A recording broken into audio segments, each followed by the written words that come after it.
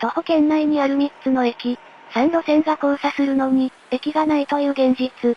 3つの駅の統合構想は、実現するのか？やってきたのは、埼玉県川越市にある川越駅です。今回は、川越という地名が入る、3つの駅の統合構想について深掘りします。解説役は、僕、スクッチです。聞き役は、僕、やっち。それでは、旅ロボの深掘り旅、スタートです。旅ロボの、深掘り旅。埼玉県川越市にある川越駅は、JR 川越線と東武東上線の駅です。その川越駅の東口から、スタートしようと思います。このチャンネルで川越が登場するのは3回目だよね。時の鐘から時の鐘、東安瀬発祥の地、川越説に続いて、今回の川越駅の統合構想が3回目のはずです。今回の動画の舞台となる埼玉県川越市は、地図の赤丸のあたりにあります。川越という地名がつく駅は、近いところに3つあります。その1つが川越駅です。時の鐘などがある川越の観光スポットは、川越駅からだと少し距離があります。一番近いのが、本川越駅です。東安瀬発祥の地、川越説のスタート地点なので、その動画を見てくれた方なら、わかると思います。そして、最後の一つが、川越市駅です。似た名前の駅だから、慣れてないと間違えそうだね。急いでいる時に間違えたら大変なので、ちゃんと確認する必要がありますね。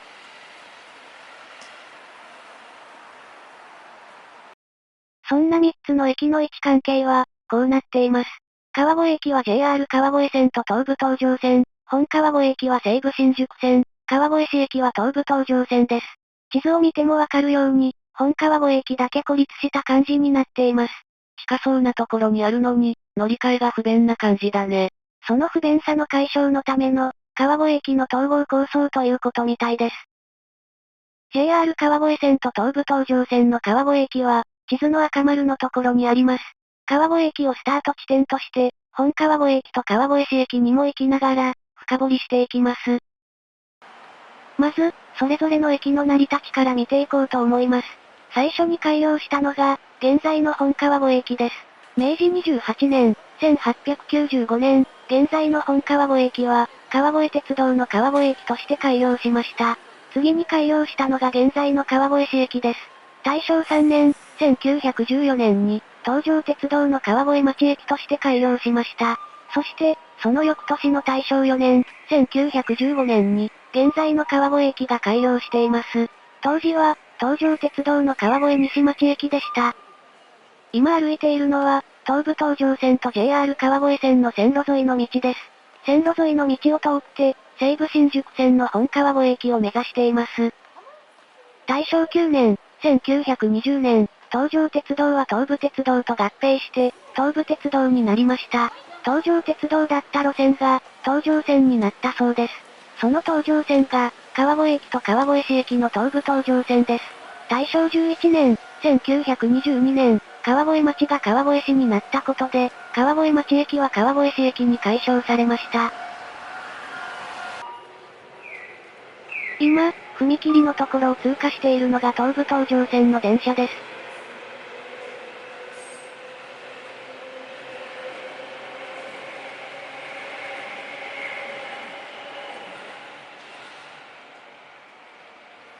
大正9年、1920年、川越鉄道は武蔵水田に吸収されました。その武蔵水田は帝国電灯に吸収合併され、大正11年、1922年に鉄道会社が分離独立しました。そうしてできたのが、西武鉄道、旧西武鉄道です。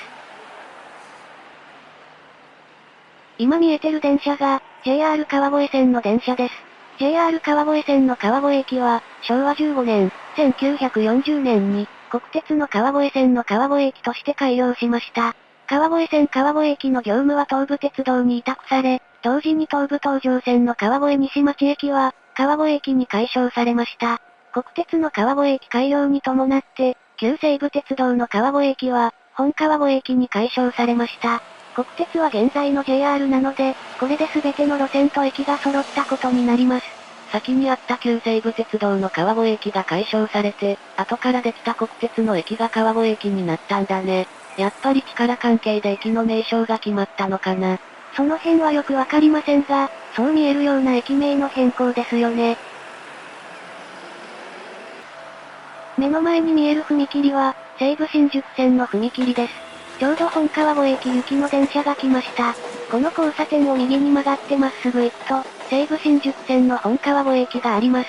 昭和20年、1945年、旧西武鉄道と武蔵野鉄道が合併して、西武農業鉄道になりました。その翌年の昭和21年、1946年に現在の西武鉄道に名前が変わりました。昭和62年、1987年、国鉄が分割民営化され、川越線の運営会社は JR 東日本になりました。川越駅東口からここまでは、徒歩で約8分、約550メートルの距離です。ここから本川越駅までは、徒歩で約5分、約400メートルです。Google マップで調べたところ、川越駅から本川越駅までは徒歩で約13分、約950メートルでした。今回は線路沿いを通って少し遠回りしましたが、遠回りしなくても、距離と時間はあまり変わらないようです。西武新宿線の本川越駅に到着しました。こちら側は蔵の町口、東口です。西武新宿線の本川越駅は、地図の赤丸のところにあります。地図の範囲では、西武新宿線だけ路線の方向が違っています。以前は、東口しかありませんでしたが、平成28年、2016年に西口ができました。それによって、11分かかっていた東武東上線の川越市駅との乗り換えが、5分に短縮されたとのことです。Google マップで調べてみたら、本川越駅から川越市駅までは約6分、約450メートルでした。本川越駅から川越市駅を目指します。距離が短いので、ノーカットの10倍速でお届けします。川越駅と川越市駅は東武東上線で繋がってるけど、本川越駅は少し離れてるから、乗り換えが大変だよね。そうなんです。JR 川越線と東武東上線は川越駅で乗り換えして、行き来することができます。でも、西武新宿線の乗り換えは大変です。東武東上線と西武新宿線は、川越市駅と本川越駅の乗り換えが約5分になりました。でも、西武新宿線と JR 川越線は、10分以上歩くか、バスを使った乗り換えになります。東武東上線の川越市駅に着きました。東武東上線の川越市駅は、地図の赤丸のところにあります。西武新宿線の本川越駅と近いのがわかると思います。本川越駅に西口ができて近くなったけど、乗り換えは面倒な距離だよね。そこで出てくるのが、川越駅の統合構想です。川越駅、本川越駅、川越市駅が統合したら、乗り換えをする人はすごく楽になります。JR 川越線、西武新宿線、東武東上線の乗り換えが、同じ駅でできるようになるからです。それぞれが並行してて離れてるんじゃなくて、近いところを通ってるから、実現できそうな気がするよね。そこが川越駅の統合構想の重要な点です。もう一度地図を見てみましょう。もし、JR 川越線、東武東上線と、西武新宿線が交差しているところに駅があったらどうでしょう？そこに駅があったとしたら、川越駅、本川越駅、川越市駅はなくても良さそうだね。街のこととかを全部無視して、路線のことだけ考えるなら、交差するところに駅を作るのが良さそうに見えます。それが、川越駅の統合構想です。その統合構想で駅の候補地になっているところに向かいます。この道は線路沿いの道で、このまままっすぐ行くと、本川越駅に行く途中で曲がった交差点に行けます。先に地図で場所を確認しておきます。ここでは、統合構想で作る駅のことを川越統合駅と呼ぶことにします。川越市駅から川越統合駅の計画地までは、徒歩で約6分、約400メートルの距離です。川越統合駅の計画地は、川越市駅と本川越駅から近いところにあります。川越駅は少し遠くなっていますが、鉄道の駅ということを考えれば、問題ないように思えます。むしろ川越市駅と川越駅が近すぎる気もします。別の路線だったらいいけど、両方とも東武東上線の駅なんだよね。そうなんです。今回紹介する統合構想は、市建築設計協会と、東京電機大学の岩木和也准教授の研究室がまとめたものです。平成24年、2012年1月11日の朝日新聞に掲載されたみたいです。不便な乗り換えを便利にする目的があるそうです。その統合構想では、2つの案が提案されています。1つは川越駅、本川越駅、川越市駅を完全に統合する案です。もう1つは、東武東上線の川越駅と川越市駅を統合して、地下の共通コンコースで各駅を結ぶという案です。どちらの案も路線が交差するところが重要になります。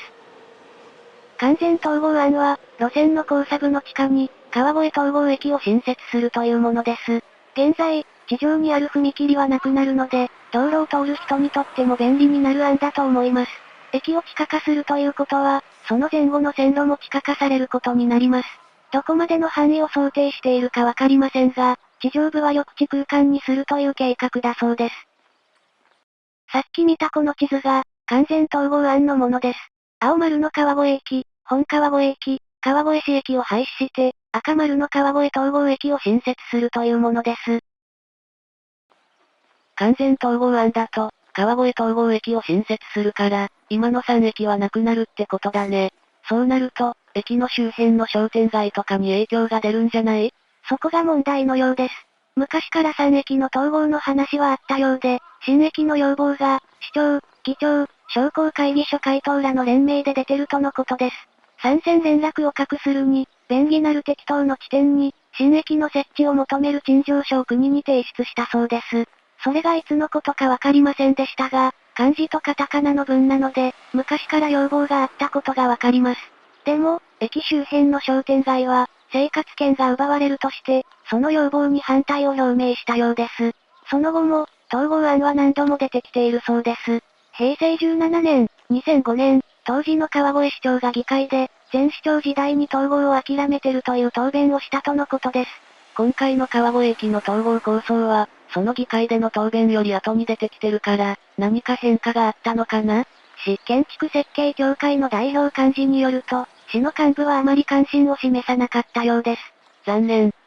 市建築設計協会の代表幹事は、もし地下化されたら、西武新宿線を北に延伸できるとも言っていました。本川越駅に向かう途中に見た踏切が見えてきました。あの踏切がなくなって、地下に川越統合駅ができるのが、完全統合案です。もう一つの共通コンコース案は、あの踏切の地下に共通コンコースを作るというものです。この案は、人の流れが変わることによる駅前商店街への影響を抑えるためのものだそうです。この案は少し複雑なので、地図を見ながら説明します。東武東上線の川越駅と川越市駅の統合移転、JR 川越駅の移転が、共通コンコース案では提案されています。ここでは、東武東上線の川越駅と川越市駅の統合駅を、東武川越駅とします。その東武川越駅は、線路の交差部の右下、南東にある赤丸のところに新設します。それに伴って、現在の東武東上線の川越駅と川越市駅は廃止されます。JR 川越線の川越駅は、線路の交差部の左上、北西の赤丸のところに移転します。その駅を JR 川越駅とします。西武新宿線の本川越駅は、交差部の近くまで伸びているので、そのままです。こうすることで、交差部、緑の丸の地下に共通コンコースを作れば、3駅の乗り換えがかなり楽になります。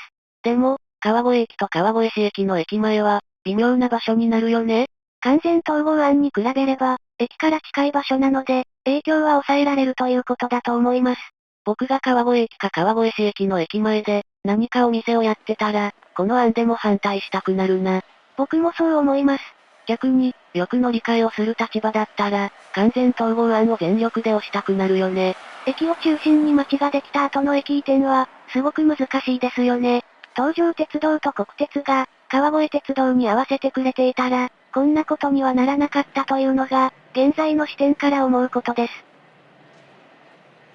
映像では映っていませんが、右側に東武東上線と JR 川越線の線路があります。共通コンコース案では、その JR 川越線の線路があるところに、JR 川越駅ができます。完全統合案だと、川越統合駅の端はこの辺まで来るのかもしれません。車とかバイクに乗る人にとっては、この踏切がなくなったら楽になりそうだよね。西武新宿線の本川越駅周辺の地下化による立体交差事業は、昭和62年、1987年に要望が出ているそうです。川越市から西武鉄道に要望が出され、前向きに検討するという回答だったようです。平成9年、1997年に複線地下化の申し入れをしていて、平成16年、2004年時点で、西武鉄道も前向きだったとのことです。ただ、埼玉県は連続立体交差事業を一件一事業にしてるようで、令和7年、2025年1月時点で、事業化の話は見つかりませんでした。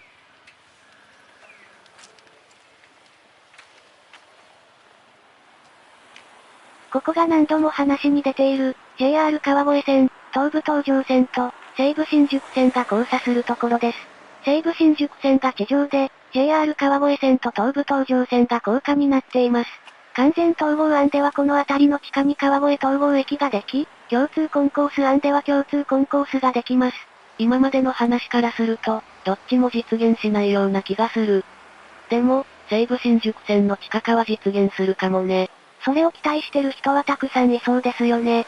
その事業に合わせて、川越駅から本川越駅まで、ペデストリアンデッキができたら、乗り換えも少し楽になりそうですね。ちなみに、手前の高架が東武東上線で、奥の高架が JR 川越線です。共通コンコース案では、ここから川越駅方面に少し行ったところに、東武川越駅ができる計画になっています。実現しないだろうけど、実現したら面白そうな川越駅の統合構想だったね。似たような駅の統合として、愛知県名古屋市の、金山駅があるそうです。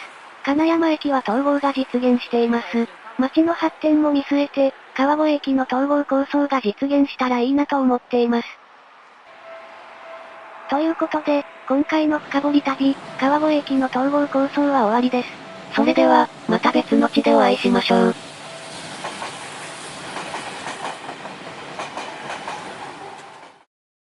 ご視聴ありがとうございました。チャンネル登録、高評価で、僕たちの旅を応援してくれると嬉しいです。